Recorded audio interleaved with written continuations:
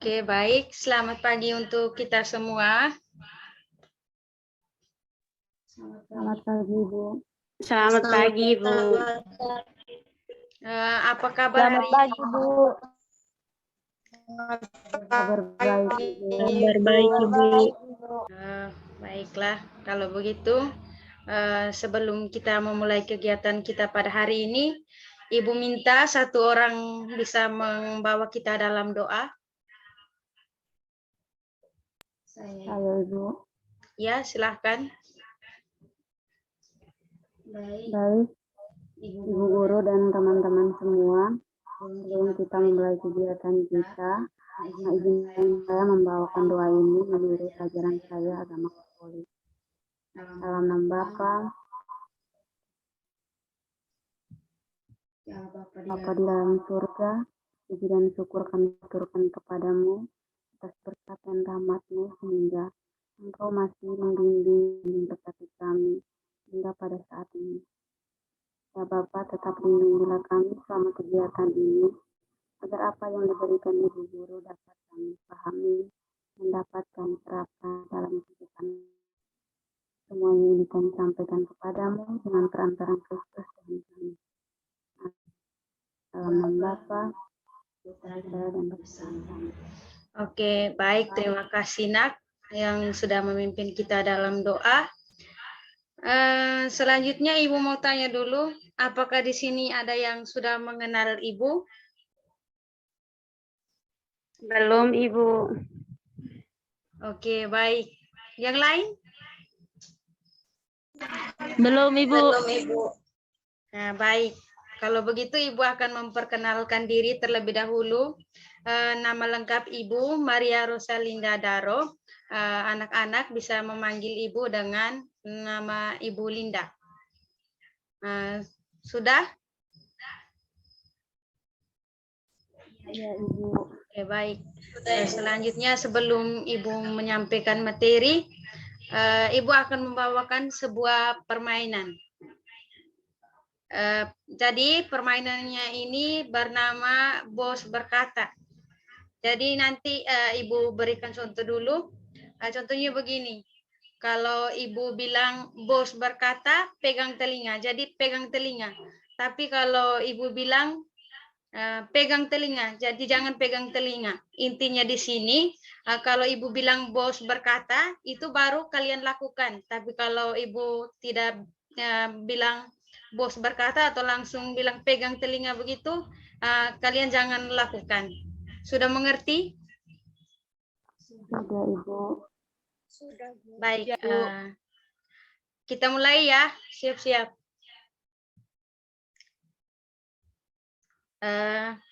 Bos berkata, pegang dahi.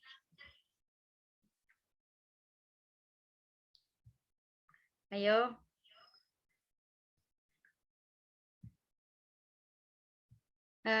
Bos berkata, pegang kepala.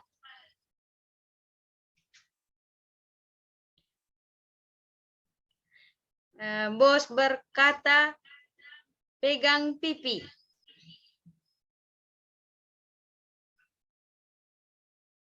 Pegang mulut.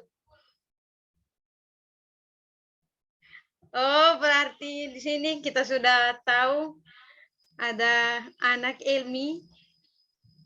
Berarti di sini Elmi yang belum berkonsentrasi ya.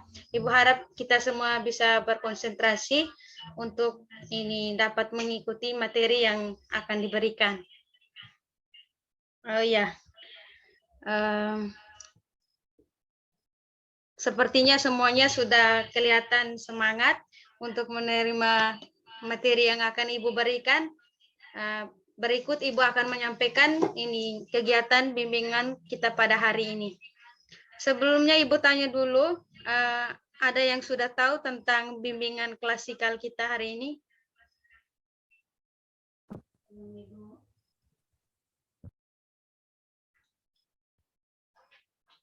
Belum tahu, Ibu. Ya, baik.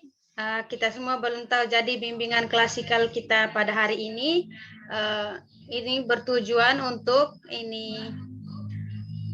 supaya peserta didik atau kalian semua yang hadir di sini dapat mengetahui bagaimana berkomunikasi di tempat kerja atau dalam suatu pekerjaan.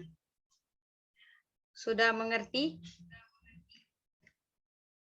Sudah, Ibu. Ibu akan Sudah, Ibu. Ibu akan ini menyampaikan tentang tahap-tahap dalam kegiatan kita pada hari ini. Jadi yang pertama nanti Ibu akan menyampaikan materi. Setelah materi selesai, kita akan dilanjutkan dengan sesi diskusi. Setelah sesi diskusi, akan dilanjutkan dengan membuat kesimpulan atau penguatan begitu. Setelah itu baru ini kita tutup atau ya dengan doa begitu. Baik, kita akan memulai. Ibu akan membagikan layar tentang materi kita pada hari ini.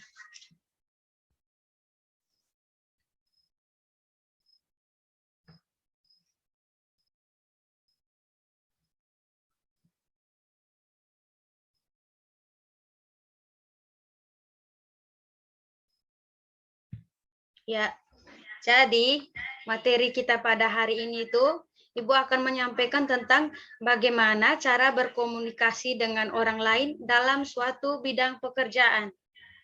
Kita mulai ya. Yang pertama itu kita akan mengetahui dulu pengertian dari apa itu komunikasi itu sendiri. Jadi di sini Ibu mengambil dari 3 ahli. Yang pertama itu dari leksikographer. Jadi menurut dia itu komunikasi adalah upaya yang bertujuan berbagi untuk mencapai kebersamaan. Nah, di sini jika 2 orang yang berkomunikasi, maka pemahaman yang sama terhadap pesan yang saling dipertukarkan adalah tujuan yang ingin dicapai oleh keduanya.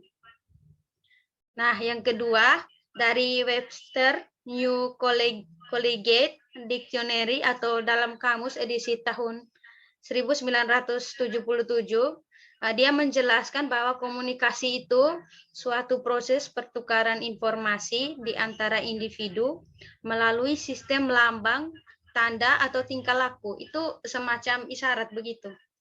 Dan yang ketiga itu menurut J.A. DeVito, dia mengartikan komunikasi itu seperti sebuah tindakan oleh 1 orang atau lebih yang mengirim pesan yang terdistorsi oleh gangguan yang terjadi dalam suatu konteks tertentu, mempunyai pengaruh tertentu, dan ada kesepakatan untuk melakukan umpan balik.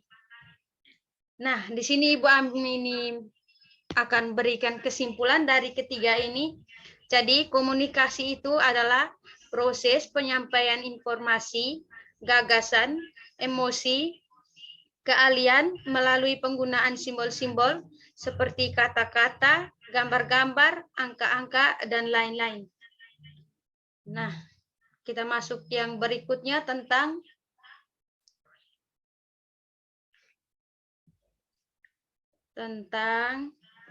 cara berkomunikasi dengan orang lain dalam suatu pekerjaan.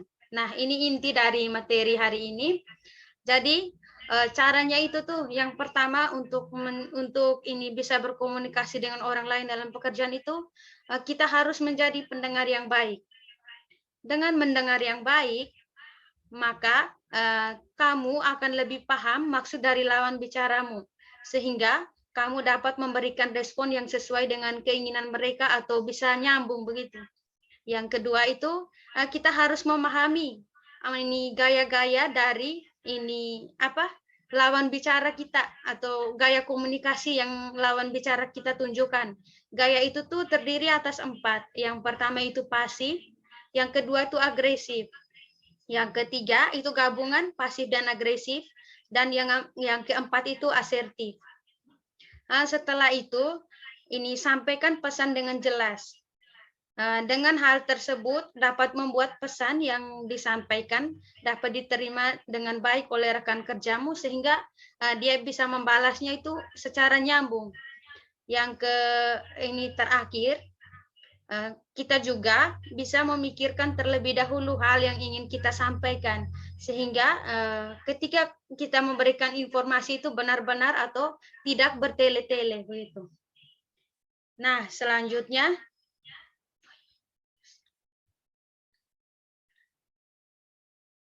ini tentang manfaat dari komunikasi di tempat kerja. Jadi komunikasi di tempat kerja itu ada 5 manfaat. Yang pertama itu dengan berkomunikasi itu dapat mendapatkan keterangan atau informasi yang diperlukan dalam pelaksanaan pekerjaan. Yang kedua, dapat mewujudkan kerjasama antar personil di tempat kerja dalam rangka tugas atau pekerjaan. Yang ketiga, dapat memudahkan dalam penyampaian kebijakan, peraturan, ataupun ketentuan yang berlaku di tempat kerja. Yang keempat, dapat meningkatkan nilai-nilai kebersamaan dan kekeluargaan di tempat kerja. Yang kelima, dapat memudahkan karyawan atau maupun pimpinan dalam mengakses perkembangan ilmu pengetahuan dan teknologi. Jadi dalam komunikasi ini sangat bermanfaat di tempat kerja. Itu untuk memperlancar semua kegiatan yang ada di lingkungan pekerjaan tersebut.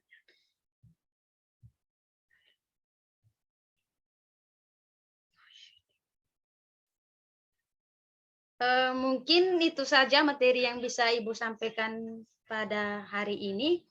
Kita masuk ke sesi selanjutnya, yaitu sesi diskusi. Ibu harap kalian paham tentang materi yang disampaikan pada hari ini. Mungkin ada pertanyaan dari anak-anak sekalian. Ibu persilahkan. Ayo. Siapa yang ingin bertanya?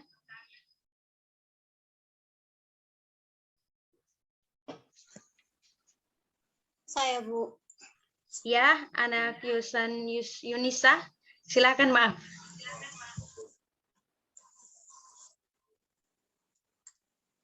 Ya, terima kasih atas kesempatan yang diberikan kepada saya. Jelaskan tentang materi cara berkomunikasi dengan orang lain dalam suatu pekerjaan. Di sini Ibu telah menyebutkan 4 gaya komunikasi, namun belum menjelaskannya satu persatu. Jadi saya belum mengerti tentang apa itu gaya pasif, agresif, asertif, dan pasif agresif. Mungkin hanya itu saja, Bu. Terima kasih. Oh iya, betul sudah. Terima kasih atas pertanyaan dari anak Yunisa. Jadi di sini Ibu langsung menjawab saja pertanyaan dari Yunisa. Jadi begini, yang pertama itu kan tentang gaya berkomunikasi pasif. Dalam berkomunikasi pasif itu lawan bicara kita itu terlihat cuek. Jadi kita juga dalam berkomunikasi dengan dia itu kita harus memahami benar-benar keadaan dia. Omong itu maksudnya kita tuh langsung ke hal-hal yang inti saja, karena kita harus mengerti tentang dia itu kan orangnya cuek atau bagaimana begitu. Yang kedua itu tentang ini agresif. Agresif ini maksudnya dia itu suka maksudnya zaman sekarang tuh bilang barbar begitu. Maksudnya maunya ini apa pendapat dia itu harus diterima baik oleh kita semua. Jadi ini omong ini ketika kita ingin berbicara dengan dia itu kita harus benar-benar ini apa untuk mempersingkat waktu atau langsung pada intinya saja omong dengan dia sehingga dia tidak terlalu ini mempertahankan kebenaran yang dia punya. Nah, yang ketiga itu campuran agresif dan pasif atau pasif agresif itu orangnya itu yang sebenarnya dia itu kalau di luar tuh kelihatan dingin, tapi di dalam itu tuh diri itu dia tuh aktif sekali. Jadi untuk ini memahami tentang gaya komunikasi dengan dia itu kita harus memperhatikan ini tingkah laku atau postur yang ini dia bawakan atau yang dia tampilkan saat berbicara atau berkomunikasi dengan kita. Nah, yang keempat asertif. Asertif itu ini gaya yang mudah sekali kita pahami dalam dunia kerja karena orang yang gaya komunikasi asertif itu dia tuh cepat sekali tangkap dengan apa yang ingin kita sampaikan ke dia, dan dia tuh selalu nyambung dengan yang kita bicarakan ke dia itu, dan dia tuh selalu jawab tepat pada sasarannya. Nah, mungkin itu saja dari jawaban dari Ibu. Bagaimana anak? Sudah mengerti? Sudah, Bu. Nah, ya, terima kasih. Mungkin Ibu omongnya terlalu banyak. Begitu. Apakah ada pertanyaan lain lagi? Saya, Ibu. Ya, silakan. Kalau dari saya, Ibu, di sini saya ingin meminta contoh Ibu dari bagaimana kita tuh cara berkomunikasi dengan baik di tempat kerja itu seperti apa, Ibu? Dan kaitan dengan itu asertifat, Ibu. Terima kasih. Ya. Terima kasih anak Alfa yang telah bertanya. Jadi di sini asertif itu kan maksudnya dia itu selalu nyambung dengan kita tuh apa yang kita bicarakan. Jadi dalam suatu pekerjaan itu kalau misalnya kita susah di mana begitu, dia tuh langsung tangkap begitu. Maksudnya kita tuh bilang tuh, saya tuh susahnya di sini. Nanti dia akan menjawab seperti yang kita inginkan begitu. Begitu tuh ini anak Alfa. Bagaimana? Sudah mengerti?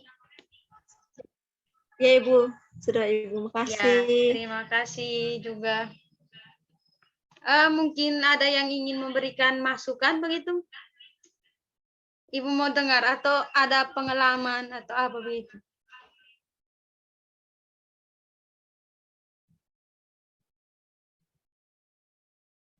Tidak ada lagi? Saya, Ibu. Oke, ya. Agustina, silakan. Baik, Ibu. Di sini saya mau menambahkan sesuai dengan pertanyaan dari teman Alfa tadi, contoh gaya komunikasi asertif. Jadi kalau menurut saya sih kayak contohnya misalnya kan kalau gaya belajar asertif itu kan orangnya itu maksudnya nyambung gitu. Jadi contohnya seperti ini, kayak kita berkomunikasi dengan teman kerja kita, bagaimana caranya agar kita bisa nyambung dalam komunikasinya itu, mungkin yang kita lakukan kita memahami perilaku atau karakternya dia, karena ada beberapa orang memiliki karakter yang berbeda-beda. Jadi jika dia orangnya kayak agresif, mungkin lawan bisa menyesuaikan. Contohnya seperti ada teman kerja yang Kayak orangnya aktif begitu. Jadi kalau seandainya kita cerita-cerita tentang sesuatu hal tuh, dia responnya banyak asertif. Itu mungkin dari saya seperti itu, Ibu. Saya kembalikan, Ibu. Oke, baik sekali jawaban dari anak Agustina. Iya, itu tambahan yang sangat penting dari ini gaya belajar asertif ini. Mungkin ada yang lain ingin memberikan saran begitu atau tambahan jawaban lagi seperti anak Agustina tadi. Ayo. Nah, baiklah, jika tidak ada lagi, Ibu akan memberikan penguatan tentang materi kita pada hari ini ya. Jadi di sini berkomunikasi di tempat kerja itu tuh sangat penting dalam proses memperlancar kegiatan kita pada saat kita berada di tempat kerja. Dan tadi tuh sudah dijelaskan tentang kita tuh harus memahami gaya-gaya yang ini ditampilkan oleh rekan kerja kita di dalam lingkungan pekerjaannya. Jadi kita harus benar-benar memahami gaya seperti apa yang ditampilkan oleh mereka, dan juga ini kita juga perhatikan kembali bagaimana cara-caranya tadi yang telah Ibu jelaskan tadi itu dalam proses ini untuk berkomunikasi yang baik di tempat kerja. Mungkin begitu saja. Nah, Ibu ingin mendengarkan kesan atau pesan dari materi yang Ibu sampaikan pada hari ini? Coba satu orang berikan pesan atau kesan begitu dari materi yang telah Ibu berikan. Ayo. Mungkin dari anak Ayu Priscila. Kesannya seperti apa? Omong saja. Tidak apa-apa. Bisa dulu, Ibu. Ya.